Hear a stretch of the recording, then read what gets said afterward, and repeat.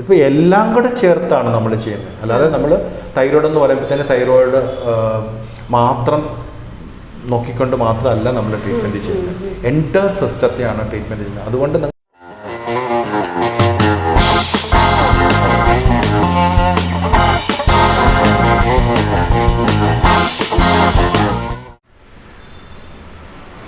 ഈ കോവിഡ് വന്നു കഴിഞ്ഞതിന് ശേഷം ഒരുപാട് പേർക്ക് എല്ലാ സംശയമാണ്. എന്ത് പ്രശ്നം വന്നാലും എല്ലാം കോവിഡിൻ്റെ വാക്സിനേഷൻ എടുത്തതിൻ്റെ റിസൾട്ട് ആയിരിക്കുമോ, എനിക്ക് അവിടെ ഇവിടെയൊക്കെ വേദനയുണ്ട്, പല പല പ്രശ്നങ്ങളുണ്ട്, ചിലർക്ക് പെട്ടെന്ന് സ്ട്രോക്ക് വന്ന് മരിച്ചു പോകുന്നു, വേറെ പലർക്ക് മൈഗ്രെയിൻ സ്ഥിരമായിട്ട് വരുന്നു, ഇങ്ങനെ ഒരുപാട് വയറിന് ദഹനത്തിൻ്റെ പ്രശ്നങ്ങൾ, അല്ലെങ്കിൽ സൈനസൈറ്റിസ്, അല്ലെങ്കിൽ പലതരത്തിലുള്ള സ്ട്രെസ്സ്, ആൻസൈറ്റി, ADHD, ഇങ്ങനെ പറയാൻ പറ്റത്തില്ല. അതുപോലെ അസുഖങ്ങളുടെ കാര്യങ്ങളും പേരുകളും ഒക്കെ വിശദമായിട്ട് എല്ലാവരും പഠിച്ചു വെച്ചേക്കുകയാണ്. അങ്ങനെ വരുന്നൊരു സമയത്ത് എനിക്കിതുണ്ടോ അതുണ്ടോ, ഞാൻ ഹൈപ്പർ സെൻസിറ്റീവ് ആണോ, അല്ലെങ്കിൽ ഞാൻ ഹൈപ്പർ ആക്റ്റീവ് ആണോ, അല്ലെങ്കിൽ ADHD ഉണ്ടോ, ഇപ്പം അതൊരു ക്രെഡിറ്റായിട്ട് പറയുന്നവർ പോലും ഉണ്ട്, എനിക്കിതുണ്ട് അതുകൊണ്ടാണ് ഞാൻ ഇങ്ങനെയൊക്കെ എന്ന് പറയുന്ന ആൾക്കാർ വരെ സിനിമാ മേഖലയിലും ഉണ്ട്, അല്ലാത്ത ആൾക്കാരും ഉണ്ട്, സ്കൂളിലെ കുട്ടികളും പറയാറുണ്ട്, വീട്ടമ്മമാരും പോലും പറയുന്ന ഒരു സ്ഥിതിയിലേക്ക് വന്നിട്ടുണ്ട്. അപ്പോൾ ഇത് ക്രെഡിറ്റായിട്ടാണോ എന്താണെന്നൊന്നും എനിക്കറിയത്തില്ല. പക്ഷേ ഈ ഒരു കോവിഡ് കാലത്തിന് ശേഷം ഇങ്ങനെയുള്ള ഒരുപാട് സംശയങ്ങളും പഠനങ്ങളും ഒക്കെ നടക്കുന്ന സമയത്ത് നമുക്കിങ്ങനെയുള്ള സീഡ് തെറാപ്പി അല്ലെങ്കിൽ കളർ തെറാപ്പിയൊക്കെ എത്രമാത്രം എഫക്റ്റീവായിട്ട് ചെയ്യാൻ പറ്റിയിട്ടുണ്ട്. ഈ ഒരു ആങ്സൈറ്റിയും അല്ലെങ്കിൽ ഇത്തരം പ്രശ്നങ്ങൾ, മാനസികമായിട്ടുള്ള ഒരുപാട് പ്രശ്നങ്ങൾക്ക് ഇത് എത്രത്തോളം പരിഹാരം തരുന്നുണ്ട്? അതേതായാലും ഒരു വളരെ നല്ല ചോദ്യമാണ്. പക്ഷെ അത് നമ്മുടെ IMA തന്നെ പറഞ്ഞിട്ടുള്ളൊരു കാര്യമാണ്.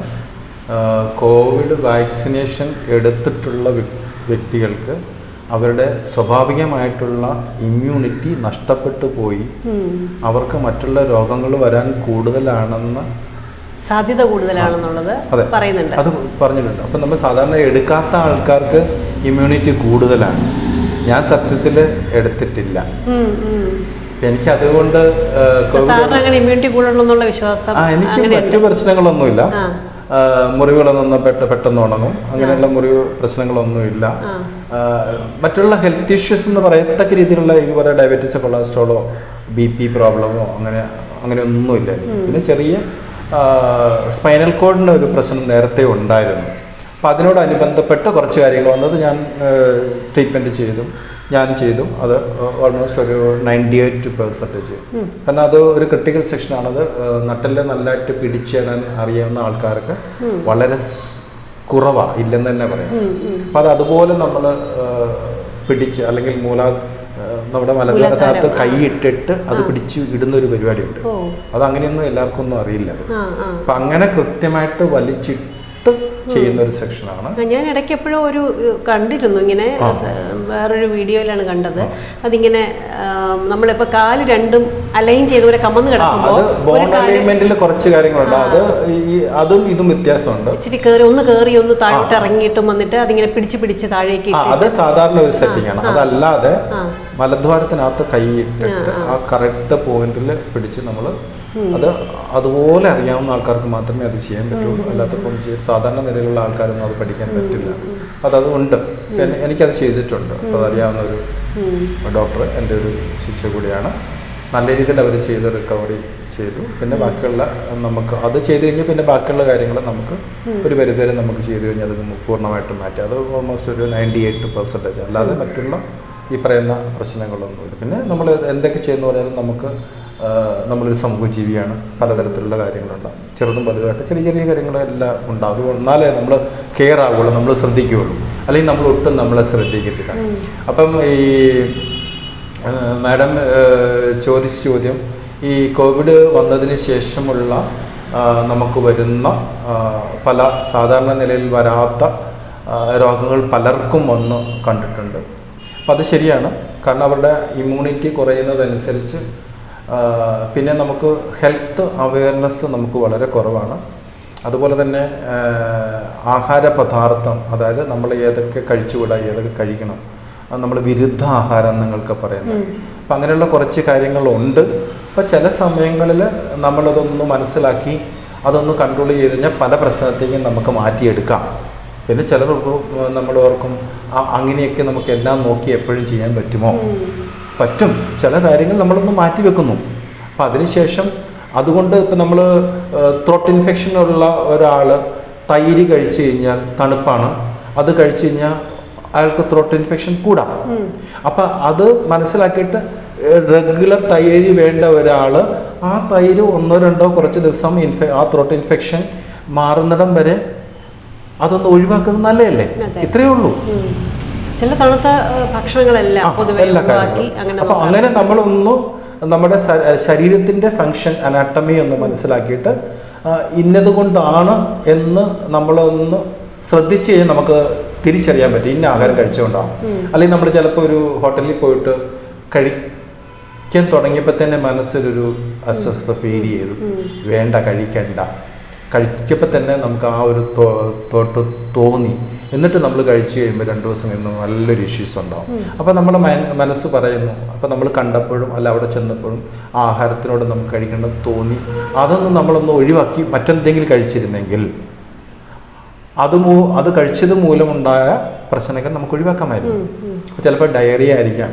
അത് ചിലപ്പോൾ ഡയറിയ വന്നു കഴിഞ്ഞാൽ നമുക്ക് ചിലപ്പം 4-5 ദിവസം ചിലപ്പോൾ ആഴ്ചകളോളം സ്ട്രഗിൾ ചെയ്യുന്ന ആൾക്കാരുണ്ട്. ചില സമയത്ത് മരുന്ന് കഴിച്ചാലൊന്നും നമ്മളത് കൃത്യമായിട്ട് ഹീലിംഗ് ആകത്തില്ല. അപ്പോൾ അതിൻ്റെ കൂടെ നമ്മൾ എന്തൊക്കെ ആഹാരങ്ങളാണ് കൂടുതൽ കഴിക്കേണ്ടത് ആ ഒരു അവയർനെസ് നമ്മുടെ ആൾക്കാർക്ക് കുറവാണ്. മനസ്സിലായില്ലേ? അപ്പോൾ അതെല്ലാം കൂടി ആകുമ്പോഴത്തേക്കും നമ്മൾ ഈ പറയുന്ന പല കാര്യത്തിനും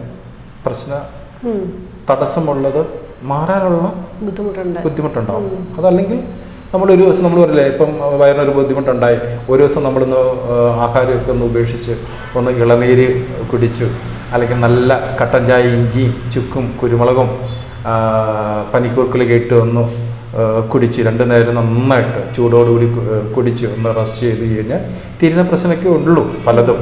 പക്ഷെ നമ്മളതൊന്നും ഇന്നത്തെ ആൾക്കാർ അതൊന്നും ചെയ്യുന്നില്ല. അപ്പം അങ്ങനെ വരുമ്പോൾ അതിൻ്റേതായിട്ടുള്ള പ്രശ്നങ്ങളുണ്ടാവും. അല്ലാതെ മറ്റ് ബുദ്ധിമുട്ടുകളൊന്നും നമുക്ക് ബാധിക്കുന്നില്ല. ഇപ്പം നമ്മൾ കോവിഡ് തന്നെ നമ്മുടെ ഗ്രൂപ്പിനകത്ത് നമ്മൾ ഏറ്റവും കൂടുതൽ കൊടുത്തിരിക്കുന്ന മരുന്ന് എന്ന് പറയുന്നത് രസമാണ്. ഏറ്റവും നല്ല കോവിഡിനെ പറ്റിയ. അപ്പോൾ അതിനകത്ത് ഇഞ്ചിയുണ്ട്, കുരുമുളകുണ്ട്, ജീരകമുണ്ട്, വെളുത്തുള്ളിയുണ്ട്, പിന്നെ കായമുണ്ട്, ഉലുവ നല്ലതാണ് വയറിന്, പിന്നെ നമ്മളീ പറയുന്ന എന്താ പറയുക കരിയാപ്പില, കൊത്തമല്ലി, ഇതൊക്കെ ഇട്ട് നടത്തി കുരുമുളകൊക്കെ നന്നായിട്ട് ചേർക്കണം, ഇഞ്ചിയൊക്കെ നന്നായിട്ട് ചേർത്ത് നല്ല ചൂടോടുകൂടി എല്ലാവരും 4 ദിവസം കഴിച്ച് കഴിഞ്ഞാൽ 3ാമത്തെ ദിവസം നമുക്ക് കോവിഡ് മാറി. പിന്നെ നമ്മളൊന്ന് ആവിയും കൂടെ പിടിച്ചാൽ ഇത് മാത്രം മതിയായിരുന്നു. നമ്മളിതെല്ലാം ഗ്രൂപ്പിൽ പറഞ്ഞ് ക്രോണിക്കായിട്ട് കോവിഡ് വന്ന വ്യക്തിക്ക് ഈ ഒറ്റ ഒരു കാര്യം ചെയ്തിട്ട് 3-ാം ദിവസം അവർ മനസ്സിലായി ഞങ്ങളുടെ കോവിഡ് എല്ലാം മാറി. ഇപ്പോൾ കോവിഡ് തന്നെയാണെന്ന് പറയുമ്പോൾ ഒരുപാട് നല്ല പനികളൊക്കെ വരുന്നുണ്ട്. അപ്പോൾ അതിനൊക്കെ ഇങ്ങനത്തെ കാര്യങ്ങൾ ചെയ്യാവുന്നതല്ലേ? നമുക്ക് ഇനിക്കുലേഷനും നമ്മൾ ഇതുപോലെ രസം ഏറ്റവും നല്ല രസം എന്ന് പറയുന്നത് പണ്ട് എല്ലാ കുടുംബത്തിലും ഉച്ചയ്ക്ക് നിർബന്ധമായിട്ട് ഉണ്ടായിരുന്ന ഒരു സാധനമാണ്. ഇന്നിപ്പോൾ അതെല്ലാം ഇല്ല, ആർക്കും വേണ്ടത്. അതിന് പല വിധത്തിൽ കുടംപുളിയിട്ട രസമുണ്ട്, വാളംപുളിയിട്ട രസമുണ്ട്. നമ്മൾ റെസിപ്പി പറയല്ല, പക്ഷേ അങ്ങനെയൊക്കെ കുടംപുളിയൊക്കെ വളരെ മെഡിസിനൽ വാല്യൂ ഉള്ളതാണല്ലോ. പിന്നെ നാരങ്ങ രസമുണ്ട്, തക്കാളി രസമുണ്ട്, ഇപ്പോൾ ഒരുപാട് തരത്തിലുള്ള മറ്റുള്ളതാണ് നമ്മൾ ഈ ആദ്യം പറഞ്ഞാണ് ശരിയായിട്ടുള്ള രസം. പിന്നെ നമ്മൾ ഇപ്പൊ വന്നു കയറിയിട്ടുള്ള ആൾക്കാർ പുതിയ ഗസ്റ്റുകൾ അവരൊക്കെ നാരങ്ങ ഒഴിക്കുക. അല്ല, പണ്ട് കാലത്തൊക്കെ അമ്മമാരും ഒക്കെ പറയുന്നത് കേട്ടിട്ടുണ്ട്, ഇങ്ങനെയൊക്കെ കുടിച്ചാൽ നല്ലതാണ് എന്ന് കേട്ടിട്ടുണ്ട്. അപ്പം അതൊക്കെ നമ്മുടെ ആരോഗ്യത്തിനെ ബൂസ്റ്റ് ചെയ്യുന്ന കാര്യമാണ്. പിന്നെ ഇതൊരു ഹോളിസ്റ്റിക് തെറാപ്പി, സുജോഗ് തെറാപ്പി എന്ന് പറയുന്നത് ഹോളിസ്റ്റിക് ഹീലിംഗ് ആയതുകൊണ്ട് നമ്മൾ ഇതൊക്കെ ചെയ്യുന്നതിനോടൊപ്പം തന്നെ മെഡിസിൻസ് ഒക്കെ കഴിക്കുന്നവരാണെങ്കിൽ അത് നിർത്തിക്കളയരുത്, അത് തുടരുകയും വേണം. ഏത് രോഗത്തിനും നമ്മൾ മെഡിസിൻ നമ്മൾ ഒരിക്കലും നിർത്തരുത് എന്ന് പറയുന്നില്ല. ഇപ്പൊ ഡയബറ്റീസ് ഉള്ളൊരു, കൊളസ്ട്രോൾ ഉള്ള ആൾക്കാർ, BP ഉള്ള ആൾക്കാർ, കഴിച്ചുകൊണ്ടിരിക്കുന്ന ആൾക്കാർ കഴിച്ച് ഒരു 3, 4, 5 സിറ്റിംഗ് ആകുമ്പോൾ തന്നെ 3 ചില മിക്കവാറും 3 തന്നെ നല്ല രീതിയിൽ ഹയറായിട്ട് നമ്മൾ ട്രീറ്റ്മെൻറ്റ് ചെയ്യുകയും നമ്മൾ പറയുന്ന കാര്യങ്ങൾ ചെയ്യുകയും സ്പീഡ് തെറാപ്പി വീട്ടിൽ പോയി ചെയ്യുകയും ചെയ്യുന്ന ഒരു 4 സിറ്റിംഗ് കഴിയുമ്പോഴത്തേക്ക് തന്നെ അവർ പറയും, സാറേ കുറേ വർഷങ്ങളായിട്ട് മരുന്ന് കഴിക്കുന്നതായിരുന്നു, അപ്പം കിട്ടാത്തൊരു ഉന്മേഷം. ഇപ്പം എനിക്ക് വീട്ടിൽ ചുമ്മാ ഇരിക്കുമ്പം ഉറക്കം വരുന്ന ഒരു പ്രവണതയുണ്ടായിരുന്നു, ഭയങ്കര മടിയായിരുന്നു, നടക്കുമ്പോഴെനിക്ക് നല്ല രീതിയിലുള്ള കിതപ്പ് അനുഭവപ്പെടുന്നുണ്ടായിരുന്നു. ഇപ്പം ആ കിതപ്പൊക്കെ മാറി കുറച്ചുകൂടെ ഞാൻ ഊർജ്ജസ്വലതയായിട്ട് നടക്കുന്നതായിട്ട് ഞാൻ തന്നെ ഫീൽ ചെയ്യുന്നു. അപ്പം ഈ മരുന്ന് ഞാൻ ഇനി കഴിക്കണം. അപ്പം അവരുടെ ബോഡി തന്നെ അത് സെൻസ് ചെയ്തു. അപ്പം അത് വേണമെന്ന് അവർ ചോദിക്കുക. അപ്പം നമ്മൾ അവരോട് പറയും, നിങ്ങൾക്കൊരു കാര്യം ചെയ്യും, നിങ്ങൾ 1 ടാബ്ലറ്റാണ് കഴിക്കുന്നതെങ്കിൽ അതിൻ്റെ പകുതി ടാബ്ലറ്റ് കഴിക്കുക. അപ്പോൾ എന്താ, അവർക്ക് ഹാർമണൈസായി. പെട്ടെന്ന് നിർത്താമെന്ന് പറഞ്ഞാൽ അവർക്കത് ഉൾക്കൊള്ളാൻ ബുദ്ധിമുട്ടാണ്. മനസ്സിലായില്ലേ? അപ്പോൾ അത് പകുതി എന്ന് പറയുമ്പോൾ അവർ 100% തന്നെ അംഗീകരിക്കുകയും ചെയ്യുന്നു. അപ്പോൾ കുറച്ചുകൂടെ കഴിയുമ്പോൾ അവർ തന്നെ പറയും, സാറേ ഇനി മതി, എനിക്കതിൻ്റെ ആവശ്യമില്ല, എനിക്കിതുകൊണ്ട് തന്നെ മാറി, ഞാൻ ഇനി ബാക്കിയുള്ള കാര്യങ്ങൾ ചെയ്യണം. യെസ്, അപ്പോൾ അത് അവരുടെ ഒരു കോൺഫിഡൻറ്റ് ലെവലാണ്. അപ്പോൾ ആ കോൺഫിഡൻറ്റ് ലെവലിലേക്ക് എത്തിക്കുക എന്നുള്ളതാണ് നമ്മുടെ ലക്ഷ്യം. അതിന് വേണ്ടിയിട്ടുള്ള സപ്പോർട്ടീവായിട്ടുള്ള എന്തൊക്കെയാണോ ടൂളുകൾ ഉപയോഗിക്കേണ്ടത്, അത് സീഡ് ആയാലും ലീഫ് ആയാലും മാഗ്നറ്റ് ആയാലും മോക്സിബുഷൻ ആയാലും കളർ തെറാപ്പി ആയാലും നീഡിലായാലും നമ്മളതിനെ സപ്പോർട്ട് ചെയ്ത് ഗൈഡൻസ് കൊടുക്കുമ്പോൾ ഏത് രോഗമായാലും അവർക്ക് കൃത്യമായിട്ടുള്ള രോഗശമനം. പിന്നെ അത് വരാതിരിക്കാനാണ് റെഗുലറായിട്ട് നിങ്ങൾ പറഞ്ഞ സീഡ് തെറാപ്പി, അതിന് പൈസ തരണ്ടല്ലോ, ഓൾറെഡി പറഞ്ഞു കഴിഞ്ഞു വന്നു. അപ്പോൾ അത് ചെയ്തുകൊണ്ടിരുന്ന് ഇടയ്ക്ക് നിർത്തി കുറച്ച് 2 ആഴ്ച കഴിഞ്ഞിട്ട് ചെയ്തു കഴിഞ്ഞാൽ അവർക്ക് പിന്നെ വരില്ല. വന്നാലും നമ്മൾ ഇടയ്ക്കൊരു കറക്ഷൻ കൊടുത്തു കഴിഞ്ഞാൽ തീരുന്ന പ്രശ്നമേ ഉള്ളൂ. പക്ഷേ എല്ലാവരും ഇതൊന്നും ശ്രദ്ധിക്കാറില്ല. ഇത് കൂടുതലും ഉള്ളം കൈയിലൊക്കെ തന്നെയാണ് ഒട്ടിക്കുന്നത് അല്ലേ? കയ്യിലും കാലിലുമാണ്. കാൽപാദത്തിനടിയിൽ വെക്കുന്നതിനേക്കാൾ ഇത് കംഫർട്ടബിൾ ആയതുകൊണ്ടാണ് അങ്ങനെ ചെയ്യുന്നത് തോന്നുന്നു അല്ലേ? അതെ. പക്ഷെ എഫക്റ്റീവ് എനിക്കൊന്ന് കാലിലാണ്, കാൽപാദത്തിലാണ് എഫക്റ്റീവ് കൂടുതൽ.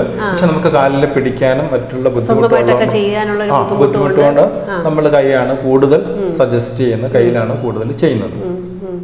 ഈ കുടവയറ് കുറയ്ക്കാനും അല്ലെങ്കിൽ അതുമായിട്ട് ബന്ധപ്പെട്ട് ഈ ആമാശയ പ്രശ്നങ്ങളൊക്കെ ഉണ്ടല്ലോ ചിലർക്ക്. അത് എന്നാന്ന് വെച്ചാൽ ഒബിസിറ്റി.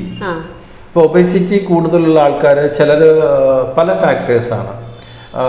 ആഹാരം കൂടുതൽ കഴിച്ചിട്ട് വരുന്ന ആൾക്കാരുണ്ട്, ഹോർമോൺ ചേഞ്ചസ് വരുന്ന ആൾക്കാരുണ്ട്.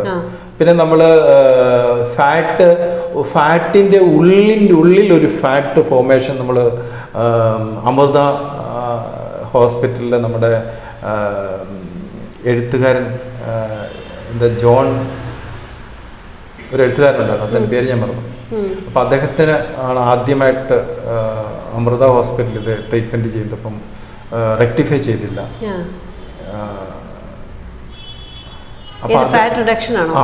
അപ്പം അത് അസുഖം കുറയുന്നുമില്ല, റെക്ടിഫൈ ചെയ്യാൻ പറ്റുന്നില്ല. അന്നേരമാണ് അവരത് കണ്ടെത്തിയ ജോൺ പോൾ. അപ്പോൾ അദ്ദേഹമാണെന്ന് തോന്നുന്നു. അപ്പോൾ ഫാറ്റിൻ്റെ ഉള്ളിലൊരു ഫാറ്റ് ഫോർമേഷൻ അവർ അതിനുശേഷമാണ് ഓപ്പറേഷൻ ചെയ്ത് അദ്ദേഹത്തിൻ്റെ ഏതാണ്ട് 200-നടുത്തുണ്ടായിരുന്നത് നല്ല രീതിയിൽ 100-ലേക്ക് വരെ വന്ന് അദ്ദേഹത്തിൻ്റെ ഒരുവിധം നല്ല രീതിയിൽ മാറിയത്. പക്ഷെ ഞാൻ വേറെ കാര്യം ശ്രദ്ധിച്ചിട്ടുണ്ട്, ചിലർ ഭയങ്കര മെലിഞ്ഞ ശരീരപ്രകൃതി ആയിരിക്കും, പക്ഷെ അവർക്ക് ഹൈ കൊളസ്ട്രോൾ ആയിരിക്കും. അപ്പോൾ അവർക്ക് ഉള്ളിൽ ഈ മെലിഞ്ഞ ശരീരമാണെങ്കിലും എനിക്ക് സ്കിന്നിൻ്റെ അടിയിലല്ല ഡെപ്പോസിറ്റ് ആയിരിക്കുന്നത്, ഓർഗൻസിനകത്ത് അല്ലെങ്കിൽ അതിൻ്റെ സൈഡിലായിട്ടും ഒക്കെ പൊതിഞ്ഞിട്ടായിരിക്കാം അല്ലെ അങ്ങനെ വന്നത്, അല്ലെങ്കിൽ രക്തക്കുഴലുകൾക്കുള്ളിലായിട്ടും ഒക്കെ കൊഴുപ്പടിഞ്ഞിട്ടേ കൊളസ്ട്രോൾ കൂടുന്നതായിട്ട് കണ്ടിട്ടുണ്ട്. അത് എങ്ങനെയാണെന്നുള്ളത് നമ്മൾ അവരുടെ ഹിസ്റ്ററി പരിശോധിക്കുക മാത്രമേ നമുക്ക് കൃത്യമായിട്ട് പറയാൻ പറ്റുള്ളൂ. ഇപ്പം ചില ആൾക്കാരുണ്ട്, നമ്മൾ നന്നായിട്ട് ആഹാരം കഴിക്കും, പക്ഷെ മെലിഞ്ഞായിരിക്കും, വളരെ മെലിഞ്ഞായിരിക്കും. പക്ഷെ അവർ കഴിക്കുന്ന ആഹാരം കണ്ടു കഴിഞ്ഞാൽ നമുക്ക് തന്നെ സഹിക്കില്ല, അത്രയും ആഹാരം കഴിക്കുന്നില്ല. അപ്പോൾ അത് ഈ നമ്മുടെ എന്താ പറയുക, ഡൈജസ്റ്റീവ് സിസ്റ്റവുമായിട്ട് ബന്ധപ്പെട്ട ഒരു വലിയൊരു സെക്ഷനാണ്. അത് കുറേ ഡീറ്റെയിൽ ആയിട്ട് പോകേണ്ട ഒരു സാധനമാണ്. അപ്പോൾ അതിൽ നമ്മൾ എനർജി ലെവലിൽ നമ്മൾ ഹയറായിട്ട് മെറിഡിയൻ സെക്ഷനിൽ ചെയ്യേണ്ട കാര്യങ്ങളാണ്. അപ്പോൾ അതിനെ കൺട്രോൾ ചെയ്യാനായിട്ട് നമുക്കതിൽ ട്രീറ്റ്മെൻറ്റ് ഉണ്ട്. പക്ഷെ അത് അത്ര കൃത്യമായിട്ടൊന്നും എല്ലാവരും ഒന്നും ചെയ്യില്ല. കൂടി ഒരാഴ്ച അല്ലെങ്കിൽ 2 ആഴ്ച കൊണ്ട് അവർക്ക് മാറണം. ഇപ്പം സുജോക്ക് അക്യുപഞ്ചർ എന്ന് പറയുന്നത് അല്ലെങ്കിൽ സുജോക്ക് തെറാപ്പി എന്ന് പറയുന്നത് നമ്മൾ പ്രോപ്പർ ട്രീറ്റ്മെൻറ്റ് എന്ന് പറയുന്നത് ഓൾട്ടർനേറ്റീവ് ഡേയ്സിൽ വന്ന് നിങ്ങൾ ട്രീറ്റ്മെൻറ്റ് ചെയ്യണം. ഒരു ക്രോണിക് ആയിട്ടുള്ള ഒരു ആൾക്കാർക്ക് ഓൾട്ടർനേറ്റീവ് ഡേയ്സ് ചെയ്തേ പറ്റൂ, എന്നാലാണ് അവർക്ക് പ്രോപ്പറായിട്ടുള്ള റിസൾട്ട് വരുള്ളൂ. അതൊരു മിനിമം ഒരു 10-12 സിറ്റിംഗ്, ഒരു 8-10 സിറ്റിംഗ്, സാധാരണ എൻ്റെ ഒരു 4-5 സിറ്റിംഗ് ഒക്കെ വരുമ്പോൾ ഒരുമാതിരിപ്പെട്ട എല്ലാ ഇഷ്യൂസിനും ഓൾമോസ്റ്റ് ഒരു 60-70-80% റിസൾട്ട് കിട്ടാറുണ്ട്. പിന്നെ നമ്മൾ സീഡ് തെറാപ്പി പറഞ്ഞിട്ട് അവർ തന്നെ വീട്ടിൽ ചെയ്ത് മാറ്റാൻ പറ്റും, അത്രയ്ക്കേ ഉള്ളൂ പലതും. പക്ഷേ അത്ര പോലും ആൾക്കാർ സഹിച്ചു വരുന്നവരല്ല. കാരണം ഒരു ദിവസം വന്നിട്ട് 1 മാസത്തേക്ക് മരുന്ന് മേടിച്ച് കഴിക്കാൻ ആഗ്രഹിക്കുന്ന ആൾക്കാരാണ്. പൈസ ചിലവാക്കുന്നതിൽ കുഴപ്പമില്ല, പക്ഷെ വരുന്ന കാര്യത്തിൽ, കാരണം അവരുടെ ജോലിയുമായി ബന്ധപ്പെട്ട് എപ്പോഴും വരിക എന്ന് പറയുന്നത് ഒരു എല്ലാവർക്കും ഒരു ബുദ്ധിമുട്ടുള്ള കാര്യമാണ്. അപ്പം അതുകൊണ്ട് കുറച്ച് അപ്പം നമ്മൾ പറയുന്ന കാര്യങ്ങൾ ചെയ്യൂ, എന്നിട്ട് ആഴ്ചയിൽ ഒരു പ്രാവശ്യം കൃത്യമായിട്ട് വരിക. അപ്പോൾ കുറച്ച് ഹീലിംഗ് കുറച്ചുകൂടെ സമയം എടുത്തേക്കാം ചിലർക്ക്. അല്ലാതെ ഓൺലൈനായിട്ട് ചെയ്യുന്നുണ്ടല്ലോ, അങ്ങനെയും പറഞ്ഞു കൊടുക്കും. ഓൺലൈൻ നമുക്ക് ഹയർ ആയിട്ട് ചെയ്യാൻ പറ്റില്ല. ഇപ്പൊ സീഡ് തെറാപ്പിയും കുറച്ച് കാര്യങ്ങൾ മാത്രമേ നമുക്ക് ഓൺലൈനിൽ പറയാം. ഹയർ ആയിട്ടുള്ള സെക്ഷൻ മെറിഡിയൻ സെക്ഷനിലുള്ളത് നമ്മൾ തന്നെ ചെയ്യാൻ പറ്റുള്ളൂ. ട്രയോജൻ ഉണ്ട്, സിസ്കി ഉണ്ട്, എയ്റ്റി ഉണ്ട്. അപ്പൊ അതെന്ന് പറയുന്നത് നമുക്ക് മാത്രം ചെയ്യാൻ പറ്റുന്ന കാര്യങ്ങൾ, അത് അവർക്ക് പറഞ്ഞു കൊടുക്കാൻ പറ്റുന്നതല്ല. വീട്ടിൽ ഒരാൾക്ക് പറഞ്ഞു കൊടുത്ത് അങ്ങനെ ചെയ്യാൻ പറ്റില്ല. അത് ഒത്തിരി കാര്യങ്ങൾ പഠിക്കാനുണ്ട്. മറ്റേ സീഡ് എന്ന് പറയുമ്പോൾ നമുക്ക് പറഞ്ഞു കൊടുക്കും ഇന്ന പോയിന്റ് സീഡ് വെച്ചാൽ മതി. ഇത് അങ്ങനെയല്ല. ഇത് ഒരുപാട് കാര്യങ്ങൾ പഠിക്കുകയും പിന്നെ മെഡിറ്റേഷനുമായിട്ട് നമ്മൾ ഹയർ കോൺഷ്യസ് ആയിട്ട് കണക്റ്റഡ് ഉള്ള മെഡിറ്റേഷൻ പവർ ഉണ്ട്. അല്ലാതെ തന്നെ ഒരുപാട് ഫാക്ടേഴ്സ് അതിനകത്തുണ്ട്. അത് വരുമ്പോൾ മാത്രമേ നമുക്ക് ആ റിസൾട്ട് വരുള്ളൂ. പിന്നെ ചില രോഗങ്ങളുണ്ടല്ലോ, ഇപ്പോൾ ഫിറ്റ്സ്, സീഷേഴ്സ് അങ്ങനെയൊക്കെ പറഞ്ഞ അസുഖങ്ങളുണ്ട്. അപ്പം ചിലതൊക്കെ ഒരുപാട് അതൊന്നും പുറമേ പലരും പറയാറ് പോലും ഇല്ല. അതൊക്കെ ഒരു അമ്മമാർക്കോ അച്ഛന്മാർക്കോ അല്ലെങ്കിൽ ആ വീട്ടുകാർക്ക് മാത്രം അറിയാവുന്ന കാര്യമൊക്കെ ആയിരിക്കും. അപ്പം അങ്ങനെയുള്ളവർക്കൊക്കെ ട്രീറ്റ്മെൻറ്റ് എന്ത് തരത്തിലുള്ള ട്രീറ്റ്മെൻറ്റ് ആയിരിക്കും എഫക്റ്റീവ്? ഫിക്സ് എന്ന് പറയുന്നത് ഒന്ന്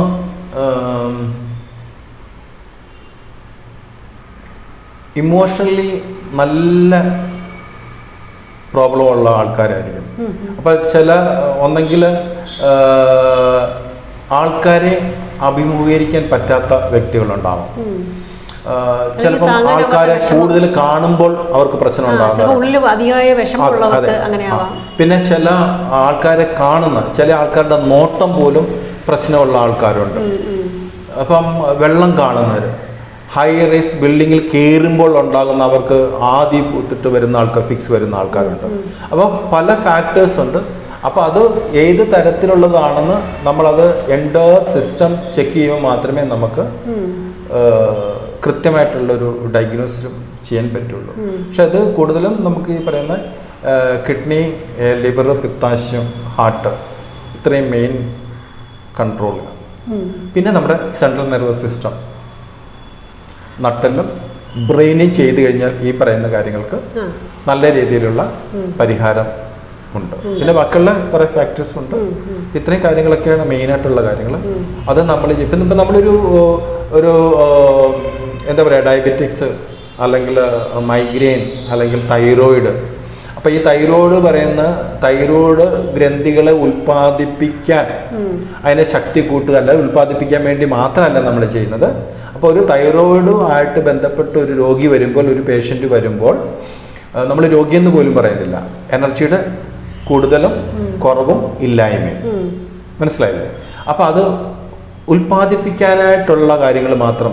അപ്പോൾ അത് ചെയ്യുമ്പോൾ അതിനോട് അനുബന്ധപ്പെട്ട് നമ്മുടെ ബോഡിയുടെ സ്ട്രക്ചറുമായിട്ട് ബന്ധപ്പെട്ട് എന്തൊക്കെ പ്രോബ്ലം ഉണ്ടോ അതും, ഓർഗനുമായിട്ട് നമ്മുടെ മെയിൻ ഓർഗൻസ്, അപ്പം ലിവർ, പിത്താശയം, അതുപോലെ കിഡ്നി, ഹാർട്ട്, ഇതെല്ലാം മെയിൻ ഓർഗനെയും നമ്മൾ കൃത്യമായിട്ട് ഡയഗ്നോസ് ചെയ്യും. അതുപോലെ തന്നെ ഡൈജസ്റ്റീവ് സിസ്റ്റം, ഇപ്പോൾ എല്ലാം കൂടെ ചേർത്താണ് നമ്മൾ ചെയ്യുന്നത്. അല്ലാതെ നമ്മൾ തൈറോയ്ഡ് എന്ന് പറയുമ്പോൾ തന്നെ തൈറോയ്ഡ് മാത്രം നോക്കിക്കൊണ്ട് മാത്രമല്ല നമ്മൾ ട്രീറ്റ്മെൻറ്റ് ചെയ്യുന്നത്. എൻ്റയർ സിസ്റ്റത്തെയാണ് ട്രീറ്റ്മെൻറ്റ് ചെയ്യുന്നത്. അതുകൊണ്ട് നിങ്ങൾക്ക് മറ്റുള്ള നിങ്ങൾ അറിയാത്തതും അറിയുന്നതും അല്ലാത്തതുമായിട്ടുള്ള ഒരുപാട് കാര്യങ്ങളെ നമുക്ക് കൃത്യമായിട്ട് ട്രീറ്റ്മെൻറ്റ് ചെയ്ത് മാറ്റുന്നു. സാറിനെ ഇപ്പോൾ വീഡിയോ സാറിനെ കണ്ടു കഴിയുമ്പോഴത്തേക്ക് ഒരുപാട് പേര് വിളിക്കുമല്ലോ. അപ്പം വിളിക്കുന്ന സമയത്ത് ഫോണിൽ കൂടെ സംസാരിക്കുമ്പോൾ തന്നെ ഇന്ന വ്യക്തിക്ക് ആ വ്യക്തി പറയുന്ന പ്രശ്നമല്ലാതെ തന്നെ വേറെയും ചില പ്രശ്നങ്ങളുണ്ടെന്ന് നമുക്ക് തിരിച്ചറിയാൻ ശബ്ദത്തിൽ കൂടെ മനസ്സിലാവാറുണ്ട്. അല്ലെങ്കിൽ മുന്നിൽ വന്നു കഴിയുമ്പോൾ കണ്ടു കഴിയുമ്പോൾ നമുക്ക് തിരിച്ചറിയാനൊക്കെ പറ്റാറുണ്ട്. അങ്ങനത്തെ ഇൻഡ്യൂഷൻസ് ഒക്കെ പ്രവർത്തിക്കാറുണ്ട്. അല്ല, ഉണ്ട്. അത് തന്നെയല്ല നമുക്കറിയാം. ഇപ്പം എക്സാമ്പിൾ പറഞ്ഞാൽ ഇന്ന് ഏറ്റവും കൂടുതൽ ഇപ്പം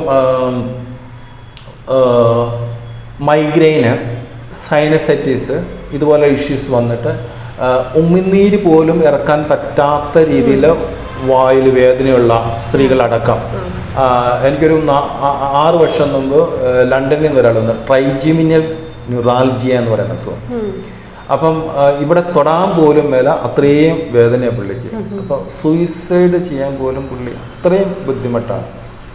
അപ്പം ഇതുപോലെയുള്ള രോഗങ്ങൾ അല്ല പ്രശ്നങ്ങളെ നമ്മൾ നോക്കുമ്പോഴത്തേക്കിന് ഇതിൻ്റെ മെയിൻ എന്ന് പറയുന്നത് പല്ല് ഒരു ഫാക്റ്റാണ്. അപ്പം ഈ പല്ല് പറിക്കുക എന്ന് പറയുന്നത്